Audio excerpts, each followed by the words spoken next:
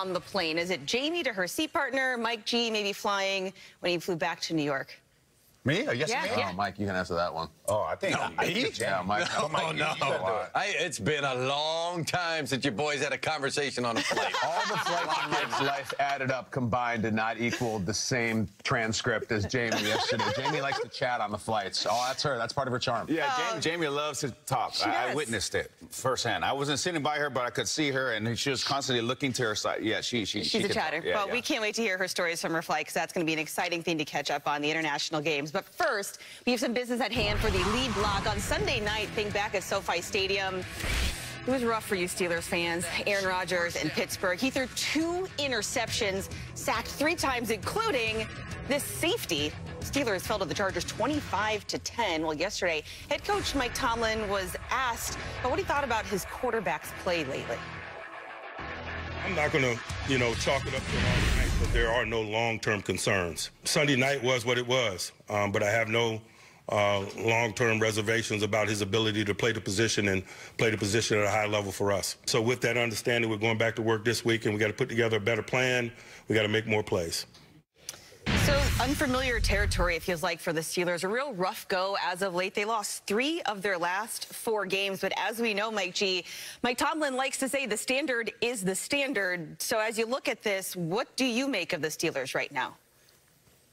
Something's bothering me with the Steelers right now. And maybe somebody's going to tell me that I'm wrong about this, and it's just kind of sort of hyperbole, and I don't remember 5, 6, 7 years ago, whatever. But Aaron Rodgers' reactions to his own teammates, to maybe himself, I don't know. There's been a lot of this. This is hilarious. A lot of this. And I don't love it, right? Like, this is not... He strongly hinted that this could be his last NFL season. He hasn't really closed the door or solidified that, but is this the last vestiges of Rodgers? Jalen Warren is a nice guy. Come on. Yeah. I mean, the one time where he got knocked over, right, and he's yelling at that's a different. But this is like, and I'm reading his lips. Oh yeah, well, yeah, I didn't know that one was in there. They're all in there.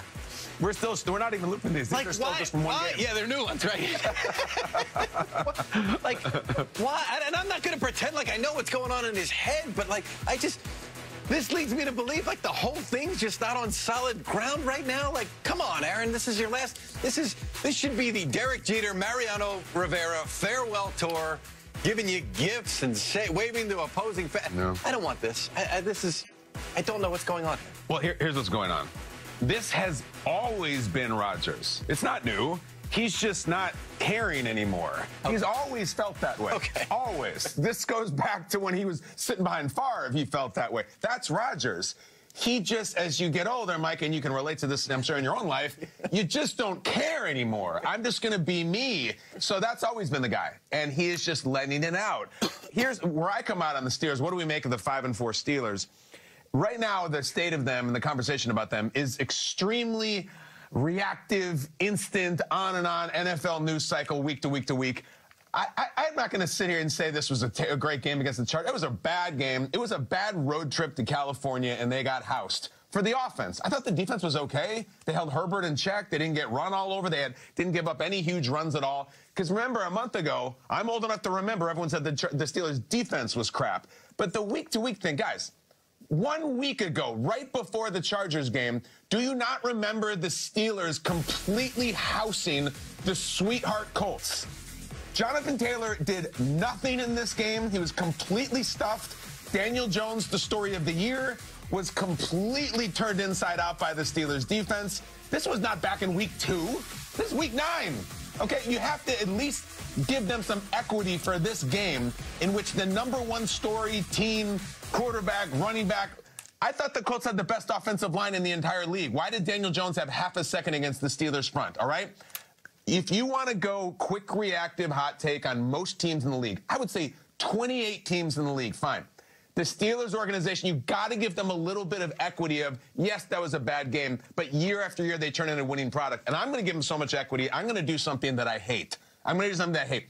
I'm going to look at What do they say? You either die a hero or live long enough to see yourself become the villain. Yes. I hate this segment where you put up a team schedule and just say win, loss, win, loss. I'm doing it. I'm doing it right now. Here's the Steelers' remaining schedule. I'm going to do it. All right, starting in the upper left. The Bengals. Remember, the Steelers are 5-4. They're going to win this weekend. That's the Steelers are 6-4. They're going to lose at the Bears. They're going to lose to the Bills. They're going to lose at the Ravens. That's not good. That puts them at 6-7 as we go to the right column. But wait, it's the Steelers. It's Tomlin. They will beat the Dolphins to get to 7-7. They will lose at Detroit to get to a terrible 7-8. Then they beat the Browns to get 8-8, and Baltimore likely with nothing to play with unless something miraculous happens. The Steelers win. Guess what the record is, boys and girls? 9-8. And through some sort of tie-breaking scenario that may even involve an actual tie in somebody's record, the Steelers will be in the wild card round. Take this clip, save this clip. That was an awful trip to the Chargers. That game did not look good. Rodgers is screaming at people. Rodgers is missing receivers. 9-8 will be there after week 18. I promise you, I'm saying it live and play it back later. I'm taking the clip and I'm saving the clip. Not for what... Good.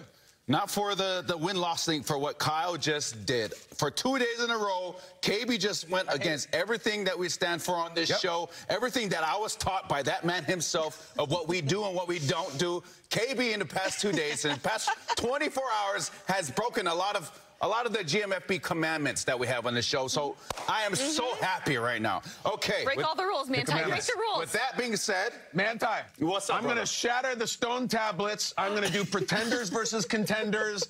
I'm going to do Fact or Fiction. I'm going to do X Factors. I'm going to do all of them. I'm just starting to go nuts right now. I didn't have that on my bingo card for you, Kyle. Those who shall not live by the whiteboard, die by the whiteboard. We don't need those anyways. I want to go back to somebody that Mike G brought up. His name is Mariano Rivera. For the younger crowd that doesn't know who Mariano Rivera is, he's known as one of the greatest closers in Major League Baseball. And the reason why I like that reference is because when I think about the Arthur Smith offense, there's a lot of talk about how Aaron Rodgers has been doing. The thing about it is the system that he's in, and he did choose the system. The Arthur Smith system is designed to close out games. However, it does not have the scoring ability to come back from large deficits. Guys, did you know that Arthur Smith-led offense has not ever, whether he's been a head coach or coordinator, has not come back from a deficit larger than 13 points? Has never. They have not been able to come back from a deficit more than 8 points with under 5 minutes left in the game. How many games have we seen this year, guys, where there have been at least 21, 28 points scored with 2 minutes left? I mean, watching that Cincinnati and Chicago Bears game, I don't know how many points were scored in the last 2 minutes of the game, but it was more than 8. And so when you think about Aaron Rodgers and you think about this offense and you think about the weapons that they have, majority of the weapons, his favorite targets are tight ends, guys. They play mainly 13 personnel, which is one running back, 3 tight ends. So then you add Aaron Rodgers to this equation, you're not going to have an offense that's explosive.